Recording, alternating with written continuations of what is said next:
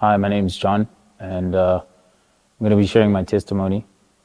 I'm 31 years old. Growing up as a teenager, I attended Bolu College.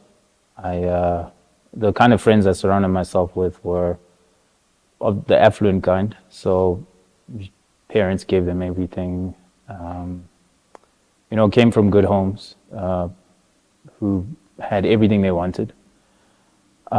Myself, I was raised by a single mother, and it was myself and my sister. Never knew my father as much. He was abroad, lived in the UK, but I always heard about him. So yeah, growing up in high school, I wasn't really academic at all. I obviously struggled with ADD and things like that, so people prescribed me medication and things like that. So I was constantly on medication, things like Ritalin, and yeah, because I struggled to concentrate, a hyperactive kid, I was disruptive in class, and I flunked my first grade in high school. I ended up repeating that grade. From there, the friends that I met, they got me into drinking, smoking weed, things like that. And obviously, when I used to run with them, it was constantly seeking approval from them. I never really knew knowledge of God or anything like that, so I'd just follow whatever they were doing at the time. Whatever parties we'd go to, I'd go with them. Whatever clubs we try and go to, I'd run around the streets with them. And yeah, so I started clubbing from about like 16, 17. Obviously still smoking weed. And yeah, then from grade 8 I went to grade 9. I never really gave a second thought about any living a righteous life or anything like that. And my mom being a single mother, she struggled to keep me in that school. I obviously had to drop out. I had to leave the school. And I was out of school for about a year, 2 years, and I decided, okay, I'll go get a job. From there, I worked at a shop, at a spa. I packed shelves. I worked in a liquor store. And I met a girl for the first time. I never really had a serious girlfriend. I met this girl that I met. She was a Greek girl. Yeah, it wasn't really a godly relationship or anything. So we obviously dabbled in sin and things like that. And so while working there, as a packer and things like that, I decided, okay, let me go back to school.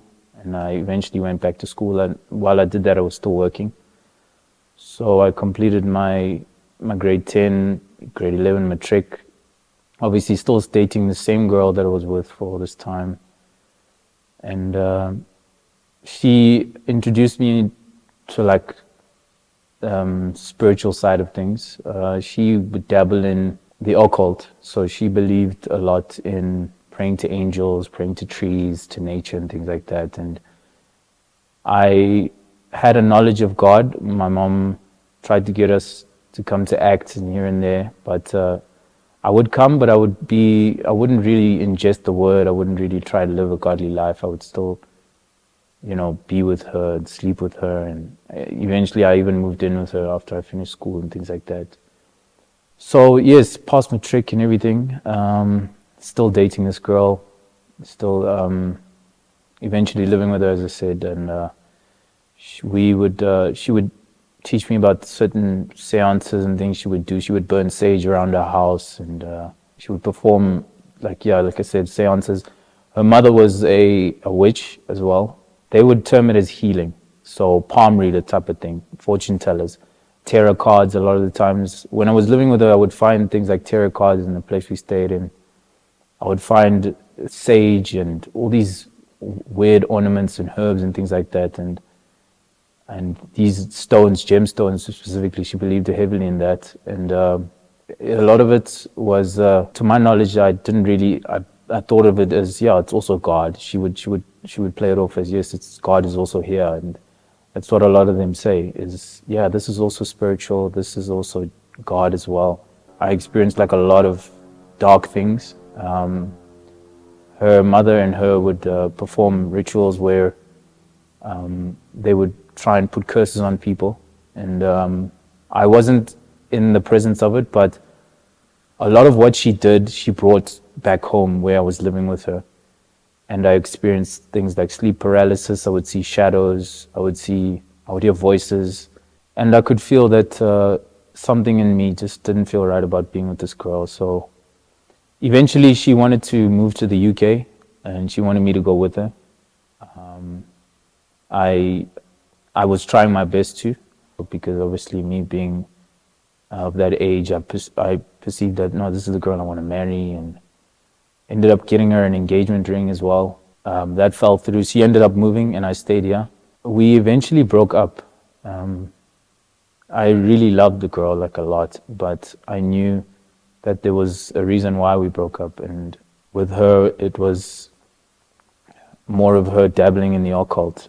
Yeah, so from that time, I specifically started to come to act more. So I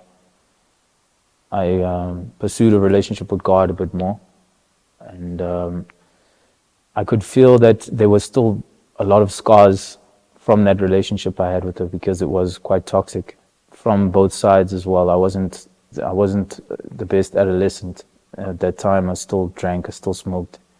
So, like I said, I started to attend ACT more. I ended up, just staying back with my mom and my sister. So from there, my mom struggled financially a lot. Eventually, I pursued a career in personal training in my 20s, and got a job in the gym. Then from there, I moved to a more flagship gym, like a Virgin Active. While I was there, I still sought to try and educate myself further, because as much as I loved the gym, I knew that this isn't what I want to do forever. So I went to school and I enrolled and I did a higher certificate in supply chain and logistics. While I still was working at Virgin Active, I was studying and I've completed it. And at that time, I met another girl. So midway through my 20s, I met a girl, a German girl. I did care for her a lot as well.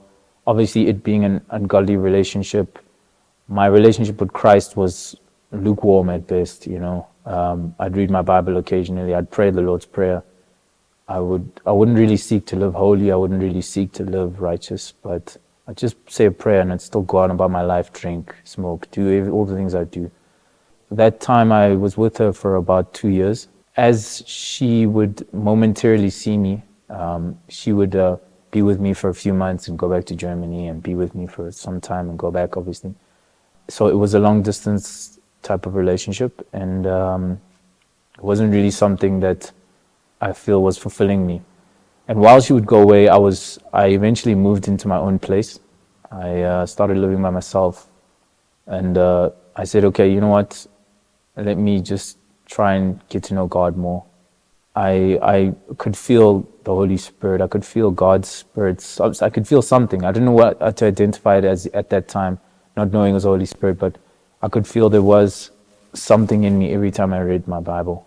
What was really profound to me was like I could feel like healing coming over me because of the scars that I carried from all those relationships I had. Eventually I broke that off, and I could feel that God didn't want me in this relationship because it wasn't what He wanted me in. I still carried, like I said, a lot of pain, a lot of scars. I'd get nightmares a lot of the time, sexual nightmares, sexual dreams, so at times sleep paralysis as well. Little did I know that it was, what I learned here was like soul ties and engaging in, obviously, premarital sex with women. Yeah, eventually I had a team come over and pray for me from ACTS, because my sister revealed to me, she found a book with spells, she found a book with all these incantations and charms and things from my first ex, and how she would perceive it, how she sold it to us was like, no, this book will help you get wealth, money, love, all these things. And my sister kept it, and knowing that this is part of the occult, this is of darkness. And eventually, these people that came over to pray for me, they immediately picked up that I was with someone who dabbled in the occult, and they saw that that I carried a lot of things with me, that she tied a lot of her spirit to me through things that she consecrated towards demons that I ate, food that she fed me, things that I wore that she gave me, like jewelry, watches, charms, and things like that. And without me knowing that these things are sacrificed to what she would call angels, but was actually darkness.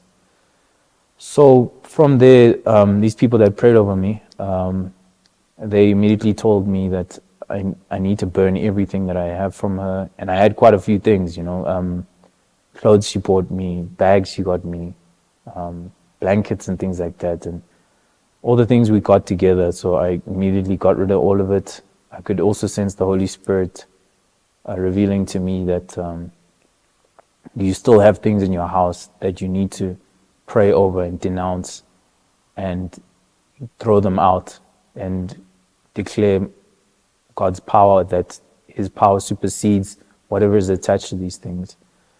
So I went and I did that, and I could immediately feel like heaviness lifting off me, and I started to not have as many bad dreams, and I would still battle with insecurity.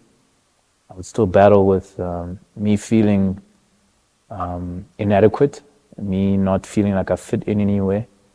A lot of how I would mask my pain or try and feel like any sort of emotion was what I would get tattoos as well. So during my teen years, I started off getting a tattoo of a cross, my mother's name, a tattoo of Psalm 25 tattooed on me, just to make me feel like any sort of emotion, any sort of gratification, to remind myself of pain, to remind myself of that I'm alive, because I would feel dead inside. I'd battle depression for a long time. I'd battle a lot of anxiety, a lot of issues of my self-worth. I could see my life actually wasn't bearing any fruit. I found no meaning in my life. I found like, what am I doing here? What's the purpose of me living? In that time, I would think back on all the decisions I made, all the things that I've lost. I went through a period in my late 20s into 30s where I'd lost my car, I'd lost the girl that I loved, I'd lost friends that I grew up in high school with. It almost felt like everything just left me. I felt alone. I felt like I'd been alive all this time just for this to be my culmination, for this to be my swan song. And I just sank more deeper into depression. I would dabble more into drugs, more into drinking, to try and feel something, to try and escape the pain that I was experiencing at that time. And it was only until like towards my late 20s and to even my 30s that I really started to take my relationship with Christ serious. It was one time where there was actually load shedding, and I decided, okay, you know what, I'm bored, let me just read my Bible. And I don't know what it was on this particular day, but I was reading John 8, and John 8 said to me, you are of this world, and I am from above. And it was Jesus speaking to the Pharisees, and he was saying, you are of this world, and I am of above. You will die in your sin, and you will die in your sin if you don't obey me. And he was speaking about how if we don't believe the freedom Christ gave us, then we're just going to die in our sin, and we will be cast into eternal darkness. Because all through the years that I knew God, I never really, like I said, took His word serious. I always would read the Bible, and I wouldn't really apply any of the power that God gave me to my life. I would never really try and apply the power that God gave me through His word to my everyday living, to living holy, to living righteous. And eventually, this one day that, like I was saying, when reading John 8, God was saying to me, if you continue to disobey me, if you continue to go your own way, you'll die in your sin. And if you were to die right now, I wouldn't accept you in my kingdom. And it's almost like the words that I read pierced my heart, and my heart started to beat so fast, and I started to feel like, oh my word, what's going on? Like, God, is this you rejecting me? Is this you casting me away? But it was almost like a stern warning. It's like his words were like a sword that pierced my heart, that said to me, you need to really apply what I'm telling you. Take hold of the life that I'm giving you. Take hold of the power that I'm giving you through my word. So ever since then, I never really battled with alcohol anymore, never battled with drugs. I decided, you know what, I'm going to cast all of this away. Everything that I'd lost, I'd let go of. All the friends that walked away from me. The things that I've lost materially, like my car, and the people that I've had to let go of. And, all the items that I've had to let go of was almost felt like, it was God wiping clean the darkness, clean the things of old. And it was just me walking in newness, me taking hold every day. Now, I never really knew how to be a Christian, but now for the first time with the power of the Holy Spirit, I ask the Holy Spirit every day, Holy Spirit, please help me to read your word. Please give me hunger to read your word. And every day, I don't know how, for the past, I'd say, 8-9 months, I've never ever had knowledge this deep of the word. And so if anyone is out there who is watching this, and maybe you are of my age, in my teens or early 20s or even mid 20s, and you feel lost, you feel like you're constantly calling out, and you're trying to seek God, you're trying to actually break free from the things that are holding you. Maybe you're held by alcohol, maybe you're held by drugs, maybe you battle with insecurity. Just know that God never gives up on you, and you just have to keep seeking him, keep looking for him. Whether it's you every morning reading, looking in your word, whether it's you going on YouTube and looking for a video that might touch you in terms of seeking God, just keep doing it. Keep cry out with your whole heart to him. He will listen to you. He will answer you, because it's true what he says in his word, that if you seek me and you seek me with your whole heart, you will find me. And if we draw near to God, he will draw near to us. So just know that there is hope. You will have your breakthrough. You will seek your freedom from things that are binding you. You battle with depression, you battle with insecurity, you don't know if you fit in where you are. Just know God is the one who is the answer. He's the only one who can set you free. You looking to any sort of medium, any sort of witch doctor, anything, it won't give you the peace and the joy and the fulfillment that Christ will give you and that his word will give you. So keep seeking him. Even if right now you don't understand, you ask the Holy Spirit, Holy Spirit, give me understanding. Give me peace. Give me knowledge. Give me a hunger to seek you, and he will answer you. Don't give up.